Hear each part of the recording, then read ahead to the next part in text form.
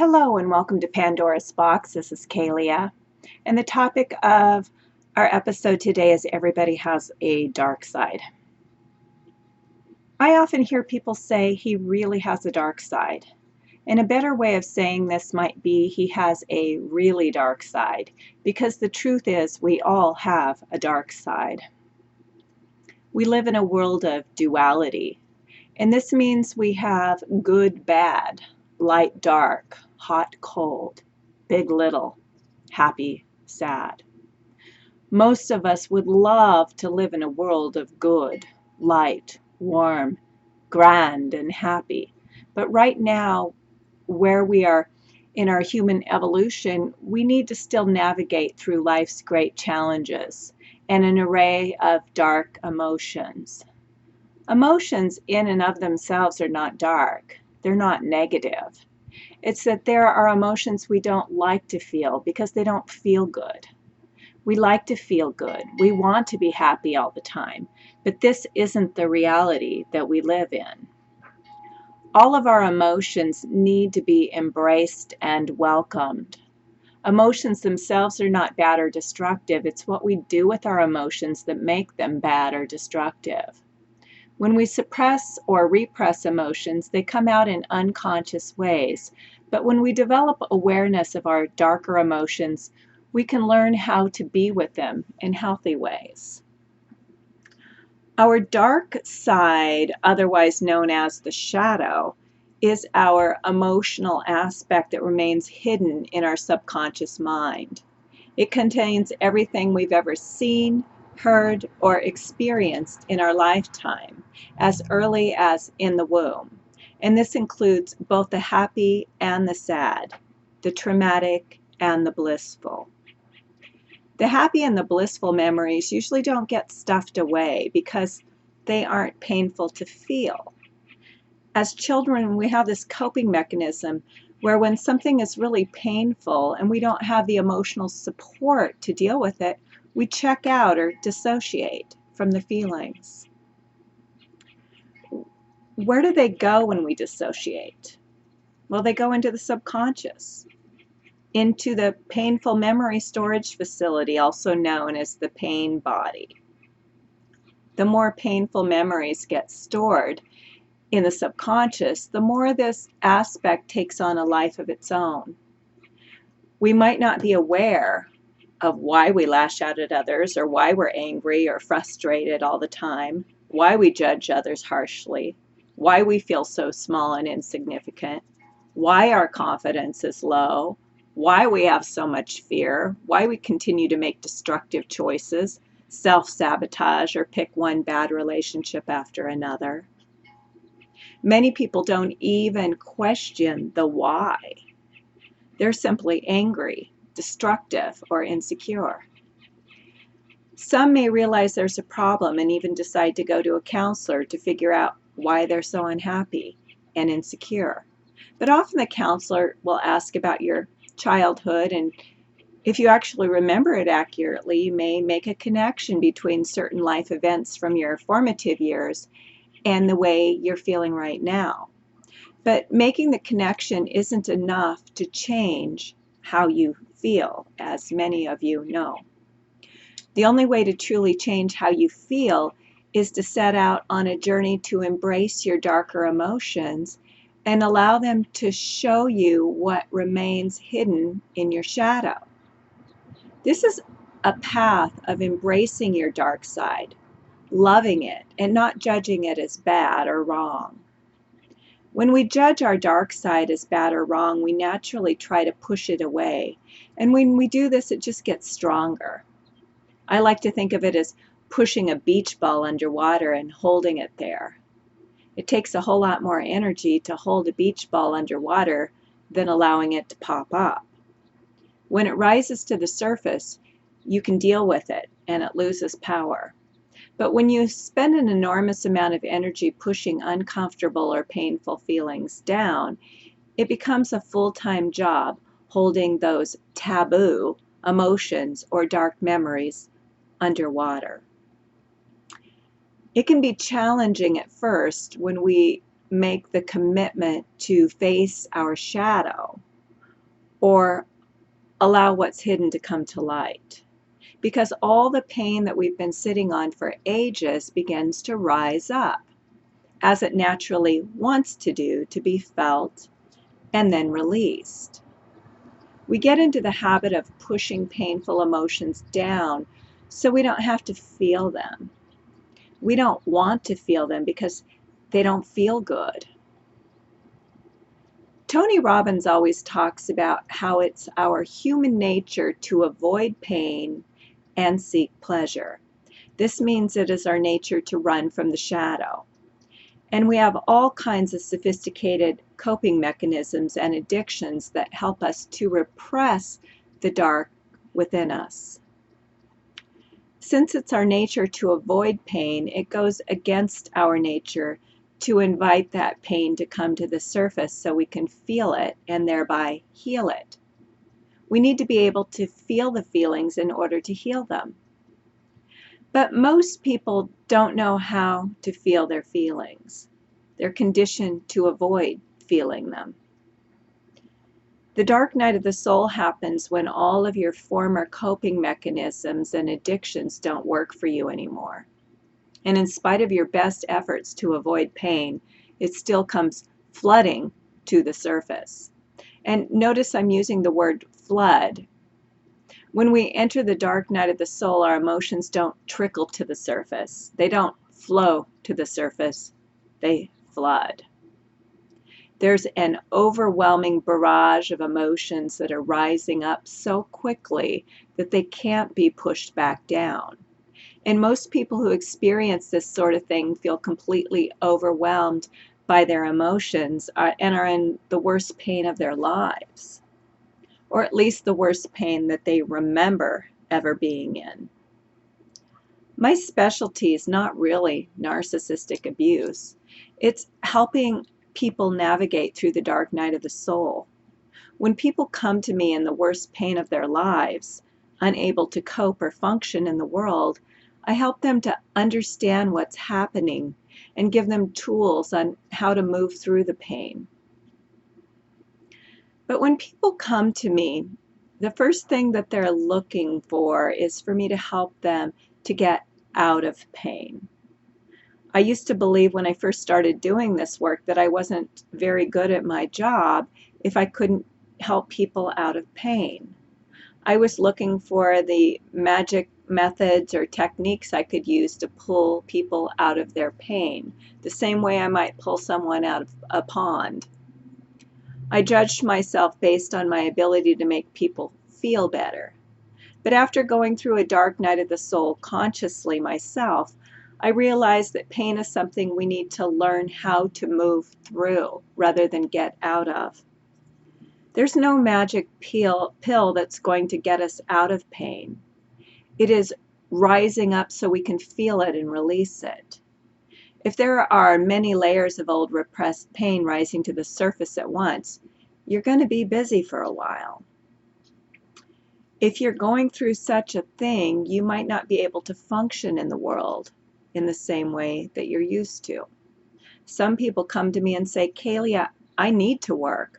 I have to function. I can't be like this. Help me.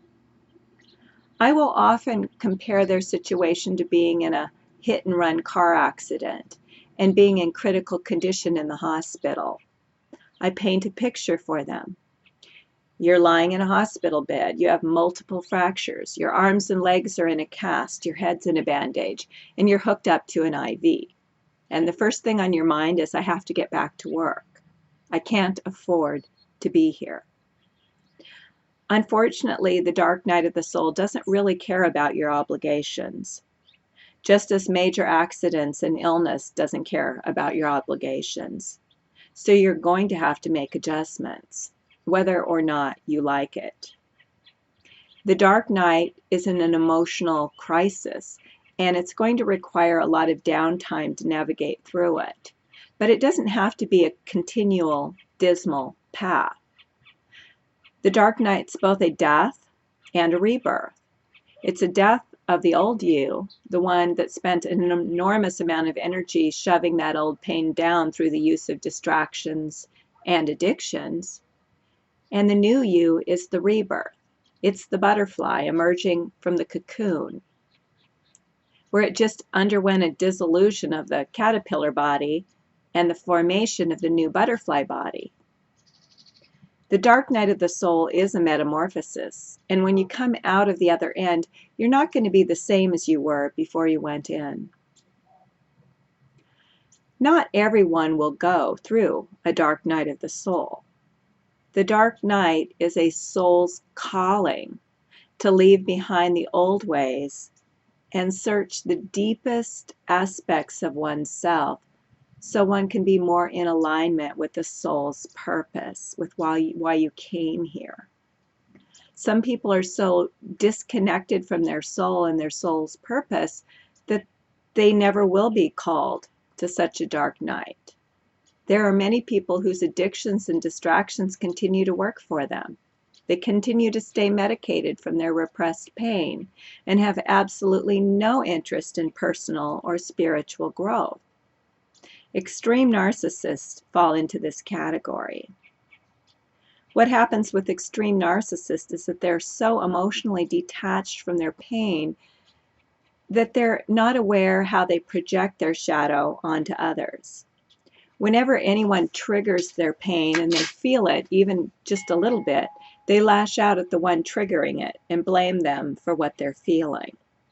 They're so disconnected that they can't imagine that they themselves might be the cause of their problems.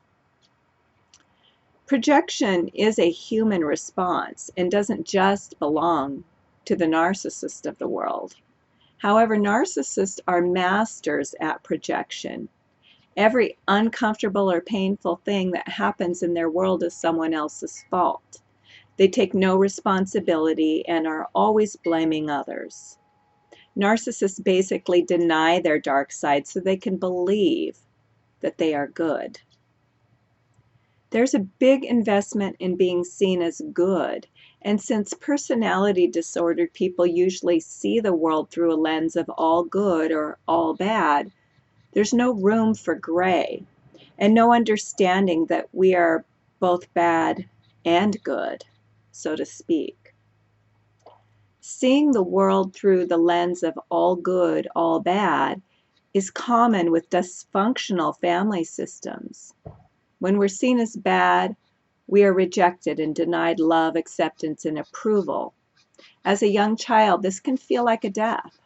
When a child hears a parent saying you're a bad girl or a bad boy, it's a rejection to that child. That child feels shamed, and it may feel that it's going to be abandoned because of its badness.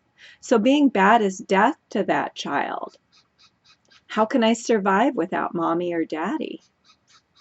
Children have a need to be seen as good and receive attention, approval, acceptance, and love. So that child works really hard to be on its parent's good side.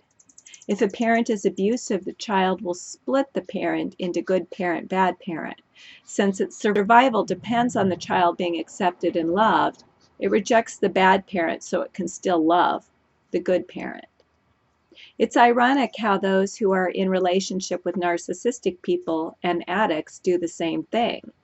They split the narcissist or addict into good person, bad person, so they can continue to be in love with that person. Oftentimes, in order to deny our own dark side, we find people who are darker to surround ourselves with. This way, in comparison, we can see ourselves as good and the other as bad. If we haven't faced our own dark side, we may not be able to be with people who are genuinely good people because we may feel bad or inadequate in comparison. When I say everybody has a dark side, I'm not saying everybody is dark or bad, but that we all live in a world what we would consider both light and dark emotions, and we all have a full repertoire of these emotions.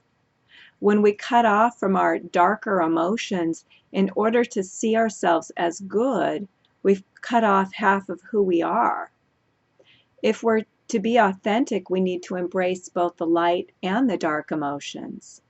Remember, I said there are really no bad or dark emotions, but we perceive that there are So for the sake of explanation, I will call feelings like anger, rage, frustration, jealousy, sadness, guilt, shame, and despair, and other emotions like this our darker emotions. I will call them dark because they are the emotions we don't like, we don't want, and we would do anything within our power to get rid of. When we try to get rid of these darker emotions, we try to cut off from them rather than to feel and embrace them. One might ask, why would I embrace these emotions? They don't feel good. We assume that life is always supposed to feel good. Well, this is the great lie. Life is a full spectrum of feelings, and as human beings living in a world of duality, we feel both hot and cold, light and dark, summer and winter, hungry and full, love and hatred, joy and pain. This is life, and the sooner we accept all of our emotions, including the ones that don't feel good, the sooner we become real, and the sooner we can have a greater acceptance of life itself. Most of you have probably heard the saying, what you resist persists.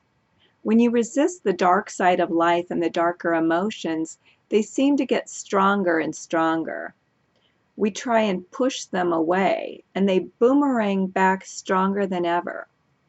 When we embrace all of our emotions, we open our arms to them and say, I accept that you are here, and I love you. Loving your darker emotions is the same as loving yourself when you're feeling pain or anger. You may have learned as a child that it's wrong or bad to express pain or anger.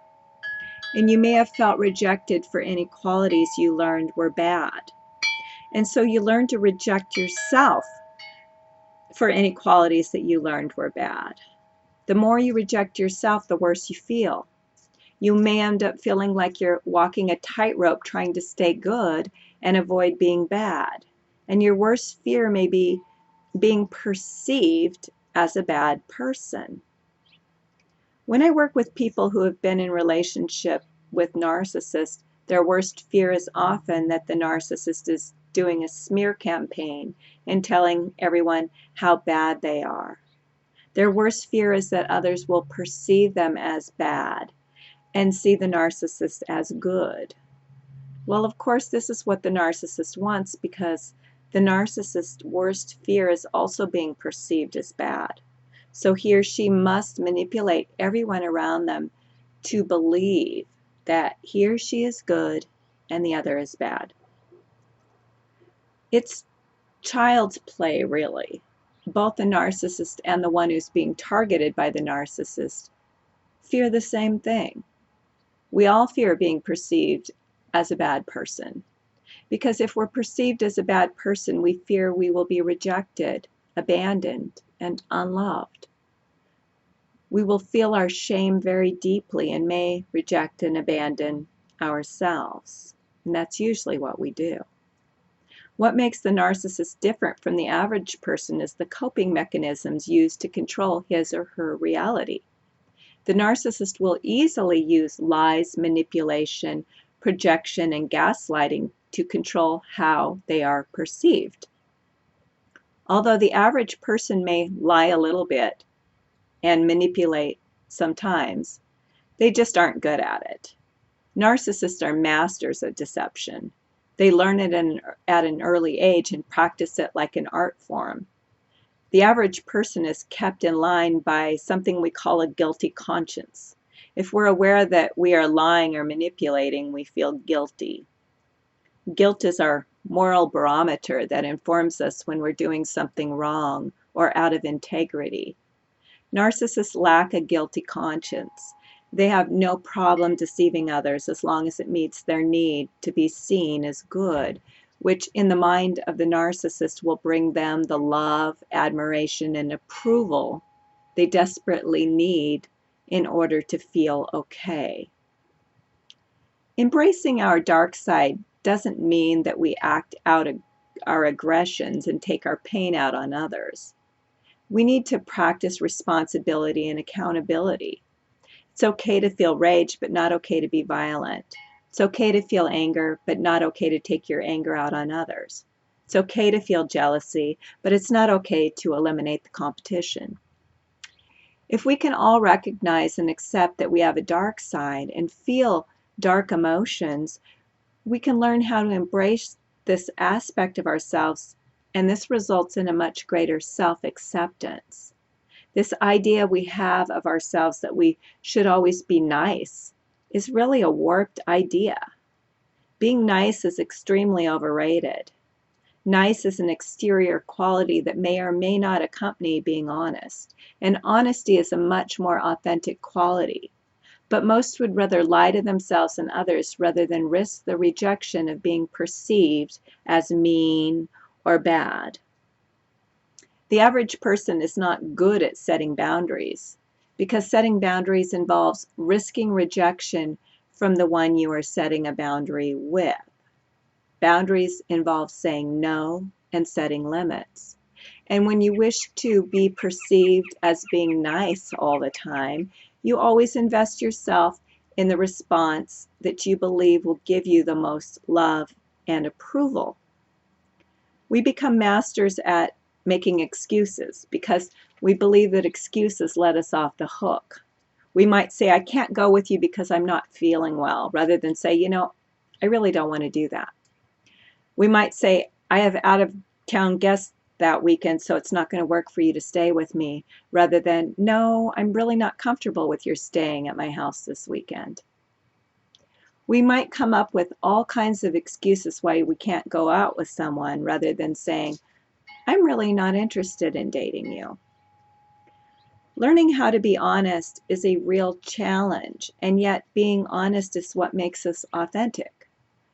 The deeper truth is the more real and authentic we are, the more people will genuinely like us and trust us.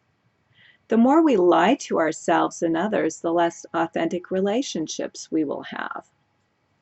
Those who get involved with narcissists are distraught when they realize they've been living a lie.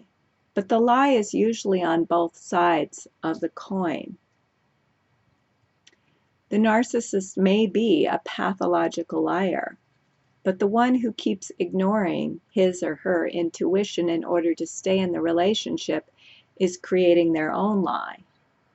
You may say, I don't want to face the truth because it will hurt, and I don't want to feel the pain. But if you keep lying to yourself, the pain will get stronger and stronger. The truth will eventually set us free, but it may disassemble our reality first. Because it's the truth that exposes the lie, and it's the lie that really hurts. It's the lie that hurts, not the truth, just the same as it is the lack of love that hurts, not the love. Confronting our own dark side means being honest with what we're feeling and learning to embrace all of our emotions. It means loving and accepting the child within who feels he or she is bad. We have to learn to say to our inner child, it's okay that you feel that way, and I love you anyway. We learn to say I love you and I approve of you no matter what. We have to stop rejecting ourselves, and we have to stop abandoning ourselves when we are in pain. We have to stop making our pain wrong and judging our feelings as right or wrong. We need to learn to welcome all of our feelings, both the ones we judge as being good and the ones we judge as being bad. All feelings are welcome here. We need to learn to embrace our dark side and learn to love it. We need to learn to stop fearing the judgments, opinions, and projections of others. These things say a lot more about the one that's judging and projecting than it does about you. We need to truly learn to be our own best friend and the best parent ever to our inner children. We need to stop shaming and guilting ourselves and remind our inner children, you are good, regardless of what you're feeling. regardless of what kind of day you're having or what mistakes that you've made. Your dark side is beautiful. It's precious. It's what makes you whole. Embracing your dark side may very well be the wholeness that you're seeking. Your wholeness is not to be found in another person, but in embracing the part of yourself that you've cut off from. Your other half is not a person. It's the part of you that you have rejected. Practice acceptance of your own dark side, and you'll find that you much more easily accept the dark side of others. The more you stop expecting yourself to be perfect, the more you stop expecting everyone else to be perfect. The more you practice self-acceptance, the more you accept others. Love all that you are. Embrace all of you. Be your real self. Be true to yourself. Do this and you'll discover that you no longer have to run away from yourself and find fault with yourself. You'll finally have the peace that you've been seeking all along. Thank you for listening and have a great day.